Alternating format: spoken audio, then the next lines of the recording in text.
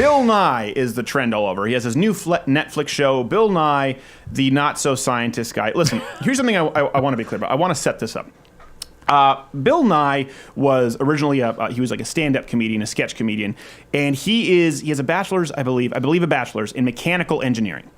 So he's not really what most people would consider a scientist, but let's allow that and say that he's a scientist in that field. It doesn't mean that he's an expert in another field. My issue here with Bill Nye is almost a walking appeal to authority fallacy, in the sense that I don't think you need to be a scientist to criticize a scientist's ideas or to come up with some kind of a scientific discovery. You just need to be using the scientific method. I get that. So I don't want to just try and discredit Bill Nye because he claims he's the science guy. The issue I have is that Bill Nye is the first guy to tell everybody else that they have no right to debate or be skeptical because he's a scientist and all the scientists agree with him. We in the science community are looking for an explanation why climate change deniers or extreme skeptics do not accept the overwhelming scientific evidence for climate change. And the most reasonable explanation is you have a worldview, and then you have evidence, and the evidence disagrees with your worldview, so you deny the evidence, and then along with that, you deny the authorities that are providing the evidence. You will not deny the authorities.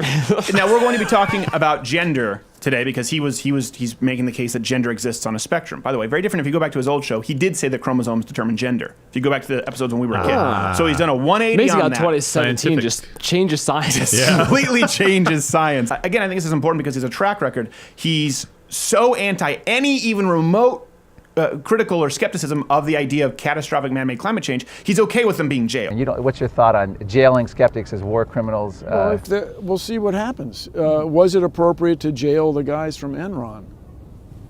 Interesting. Okay, right. So we'll see what happens. So, I mean, again, but they'll say anyone who disagrees with them is the extremist. That's Sure. You're the extremist. Well, maybe we should jail everyone who disagrees with me. The people who disagree with me, they're the extremists. Here's the thing, too. Just because, let's say, you are a scientist in one field, it doesn't mean that you're an expert in another field. Bill Nye is a mechanical engineer, okay? So he's not an atmospheric scientist, even though he's been, championing the climate change cause and perhaps silencing and jailing skeptics. He's not a biologist, he's not a doctor. So he wouldn't be an expert in gender or biological sex. Not saying he doesn't have the right to have an opinion, but again, that sort of matters just like in a field of medicine. You can be a doctor, but it doesn't mean that you're qualified in all realms of medicine. Okay, bypass should be a piece of cake. Now count back from 10 as that anesthesia kicks in. I'm so glad I had the best heart surgeon in New York. 10. Well, I'm a podiatrist. This is just my passion. So, now, here's the thing. Can doctors also have opinions in other fields? For example, yeah, I absolutely think so. I think anyone here can have an opinion on ideas in science or ideas put forth certainly by scientists, particularly when scientists are putting forth unscientific ideas. And I think a good example there would be, listen, if your doctor says, listen, I'm an MD, okay? I'm not a dietitian, but if your dietitian is advising you, as some do, a high carbohydrate, low saturated fat diet, I would advise you to do some research. I personally believe that that's wrong. That's perfectly fine for that doctor to do. Just like it's perfectly fine for Bill Nye to say, listen, I'm not a biologist, I'm not a doctor, I don't have a PhD. I actually have I'm about as qualified to deal with the topic of gender as anybody in this room or watching this video, but I now think it exists on a spectrum. That's why this matters. I never try and discredit someone. I know people who've never graduated grade school, I know mechanics who are more brilliant than doctors, and I know doctors who are dumber than Kardashians. Coming down to the ideas, Bill Nye decided to do an entire episode on gender. I'm just trying to get my head around it. Maybe you can tell me. It seems as though the show had absolutely nothing to do with science. Let's cycle through some of his examples. First off, he had a panel of people on there who were gender enthusiasts. It doesn't necessarily seem peer-reviewed, which, again, doesn't always have to be, but Bill Nye acts as though it always has to be with his detractors. They let in with this ice cream video. Let's see this. There are lots of flavors to sexuality. Oh, this again? Come on.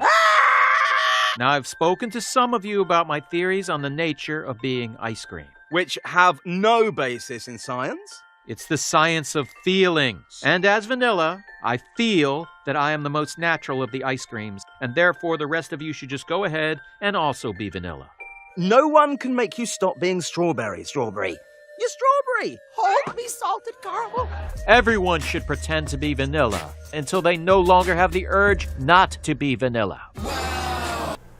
What? You know, we had Dennis Prager on last week who said, I truly believe that the left is more about feelings and the right is more about facts, about using logic. We've talked about the Socratic method. Now, I know the left, but here's what the left does. They just accuse the right of being anti-science, right? And what do they mean? They mean anyone who's critical of our brand of science. We believe that the EPA can fix man-made climate change. Well, hold on a second. I'm not sure if we want to. You are a science denier. We believe that transgenderism is biological. Well, hold on a second. You are a science denier. So now they've actually created an umbrella so wide, the science of feelings. No, feelings are feelings and science is science. And we're not talking about any kind of synapses or we're not talking about neurotransmitters here. He's not making that argument. He's not even making an analogy. He's trying to say we need to acknowledge the science of feelings in order to continue along with this narrative. He also used another example going down the trail, which I haven't heard a lot of people bring up, but he brings up the clownfish. And he says, are you aware that the clownfish can change his sex? Okay. I don't understand. Somehow this is, again, is this a scientific method that applies to humans? I mean, we use rats for studies as an indicator as to how something might perform in humans with drugs and supplements. And we always have to say, listen, by the way, it hasn't been studied in humans. It's only been studied in rats. So that's a 50-50 crapshoot. We don't really know. I've not heard of any double-blind, placebo-controlled clinical trials with clownfish. Clownfish can change his sex. My dog licks his balls. How is this relevant to the idea of biological sex or gender? Next. Then it culminates in this, some slam poetry, a song about gender. I go. With all of that, while I drop some knowledge. Sexuality's a spectrum, everyone is on it. Even you might like it if you sit up on it. Drag queen, drag king, just do what feels right. What is that? What? Is that feels rap? right? Yeah, well, it's a science of feelings. Stop with the hate speech. No hate speech in my studio. And I'm watching this going, what does any of this have to do with science? For a guy who claims that all of his detractors are unscientific, for a guy who claims I'm the science guy and has this qualification superiority based on his pedigree as a mechanical engineer, what does any of this have to do with science? And he kind of wrapped it up finally getting into the chromosome issue. It was very brief, talking about XX and talking about XY. He does the chromosome bit, and then he goes into it very short. He says, well, you know what? And now some scientists or some doctors are maybe believing that the male brain and the female brain, particularly of a male to female transgender, might actually have more in common with the female brain than a male brain. In other words, saying that brains can have genders, brains can have a biological sex. Now, here's the thing. He makes that argument. We'll talk about that on Thursday more in depth. There's one study that makes that. We've talked about how actually the brain changes occurred after cross-sex hormone replacement therapy, and a lot of transgender people were mad, and they cite one study where it deals more so with gray matter in the brain. Well, there have been numerous studies since then trying to recreate that study with more reliable forms of studies that have never been able to prove that. Bill Nye is saying maybe some doctors now believe that it's possible with the brain issue. Well, again, science. Bill Nye, isn't the burden of proof at that point on you? Isn't the burden of proof if we've always said that men are men and women are women? And by the way, when you go to the chromosome argument, you say some chromosomes that sometimes, DNA can genetically mutate. It's usually not a net positive, okay?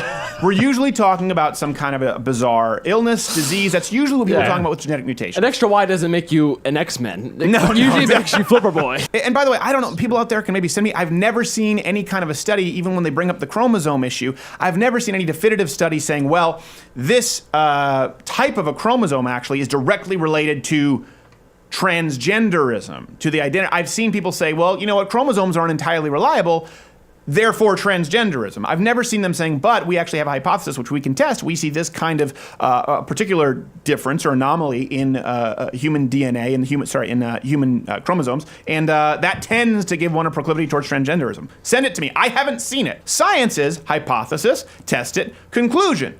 He's testing nothing and coming to the conclusion that now gender is on a spectrum because feeling. And of course, the big irony that Jared has brought up and several guests have talked about, if the idea that if there's this idea that there can be a male brain and a female brain, And this is the basis on which modern sort of gender identity is predicated, right? Well, actually, someone can be, the wrong brain can be born into the wrong body, a female brain in a male body. Well, it blows up the entire hypothesis to begin with, because we've since said that gender is a social construct. Well, gender can't be a social construct if someone is born with the wrong brain, which you are saying is biologically a male brain and a female brain. Even more so if we're using it as a constant. If we are saying there is such a reliable format for what a male brain looks like and a female brain, that there is an anomaly and an outlier with transgender or gender dysphoria people, that it's clear they're born with the wrong brain. Again, that has to be so remarkably consistent that gender couldn't possibly be a social construct. But Bill Nye simply wants to say the science of feelings, gender exists on a spectrum. And that's why he's Bill Nye, the not-so-sciencey, douchebag, arrogant guy.